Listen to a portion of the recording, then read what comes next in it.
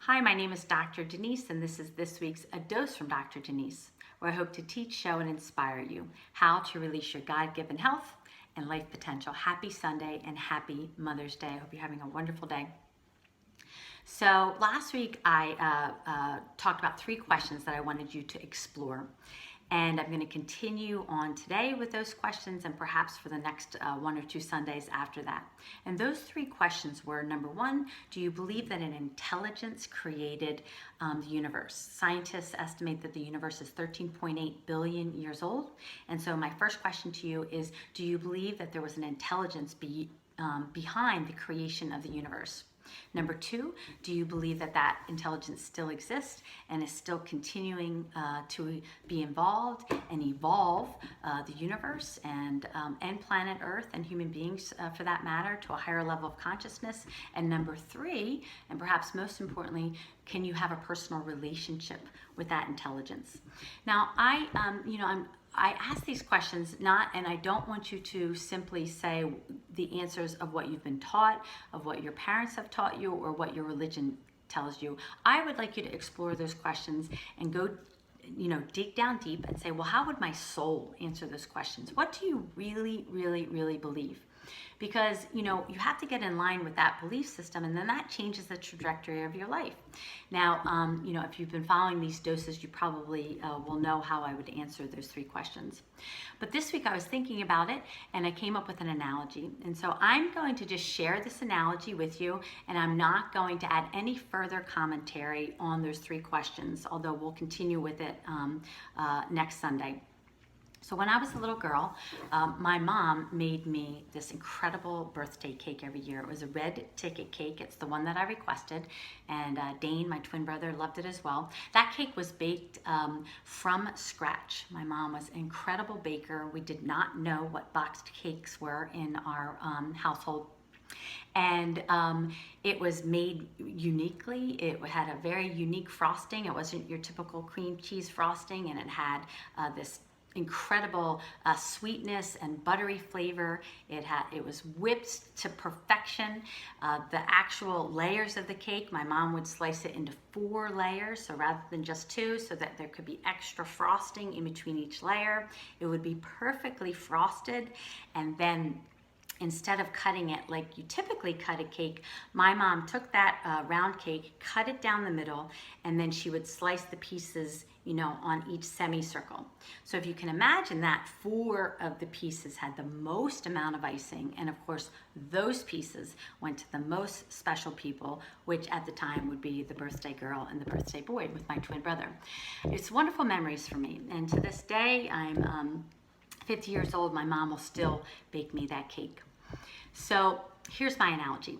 Number 1, if I had all those ingredients on my kitchen table, which is where I'm sitting right now, if I had the flour and the eggs and the sugar and the red food dye and the butter and the baking powder and the salt and all the things that went into that cake, and if I had the mixer and if I had my oven preheated and ready to go, there's nothing in my wildest dreams that would think that in just a random chance of events over time that those ingredients would self-mix themselves, would self-put them in the mixer, put them in my oven, and let it cool for a certain amount of time and have icing sitting on top of it so that it was the perfectly made red ticket cake by chance, without someone behind being the maker of that cake. There's nothing in me that believes that could ever, ever, ever happen.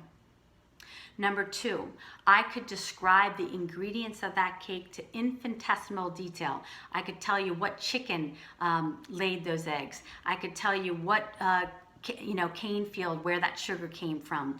I could tell you, what wheat field that flour came from. We could look at the biochemistry of all those ingredients under a microscope so that we knew as much as we possibly could know about the molecular makeup of that cake, down to the DNA of the molecules of the cake, right?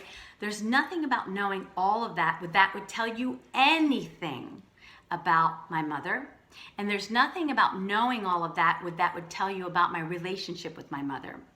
And for those who've known me Personally, there's nothing that even tells you about which of my moms made that cake, because I was blessed to have two mothers that that made me and created me into the woman that I am today, along with my father.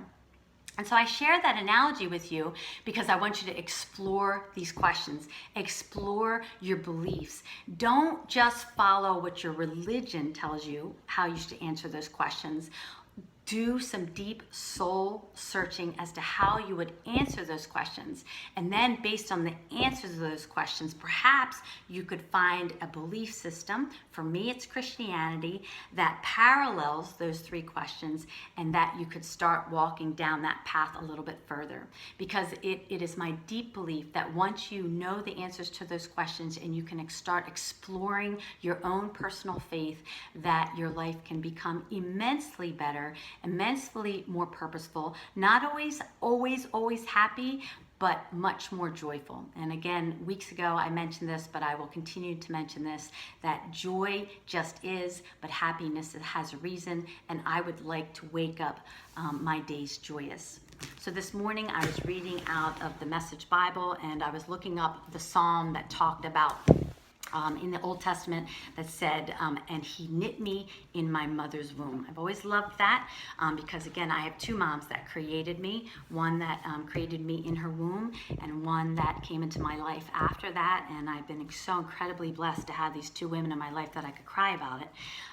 So at the end of that psalm out of the Message Bible, I thought it would be a great way to end this week's dose, because it's a really, really pretty prayer. So the Psalm 139, I think it's verse 14, that says, and he knit me in my mother's womb.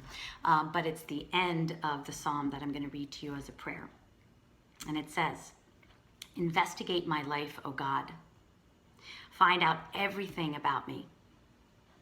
Cross-examine and test me. Get a clear picture of what I'm about.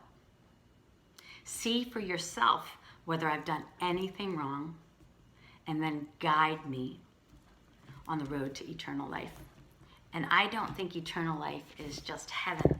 I think eternal life begins right now, just by the definition of eternal. And I would like to be on God's path today and always. And so that's why I'm always examining these deeper questions. If you are a mother, I hope that you have a most blessed Mother's Day. If you've lost your mother and you're suffering, then I pray for a peace that passes understanding.